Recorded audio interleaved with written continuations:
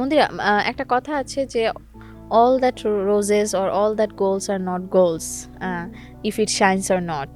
অনেক লোক মুখে আমরা শুনি, অনেকেই বলে যে এত তো কাজ নাই এই নায়িকার, তোমার বা তোমার সমসাময়িক অনেকেই আছে, তারপরও মানে তোমরা এই লাইফস্টাইল কিভাবে মেনটেন করো? দামি ব্র্যান্ডের পোশাক পরছো, চলাফেরার মধ্যে একটা লাক্সারি আছে, আসলে এটা আসলে এটার পেছনে অন্য কেউ আছে নাকি you guys could afford, or কাজ হচ্ছে না তারপরে এত টাকা আসছে কোত্থেকে?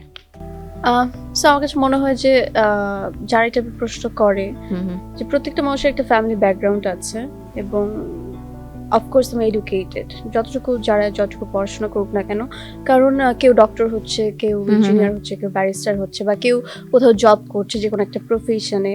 তো কারোর বাবা মা, যেমন আমার বাবা একজন মেকানিক্যাল ইঞ্জিনিয়ার, আমার মার অনেক বছর ধরে সেই 92 থেকে পার্লার ছিল, বুটিক ছিল অ্যান্ড অল বিজনেস। এখন যদি হুট করে আমাকে কেউ এসে প্রশ্ন করে যে আপনি এত টাকা কোত্থেকে পেলেন এবং নায়িকা হয়েছেন, this is very disgusting you no.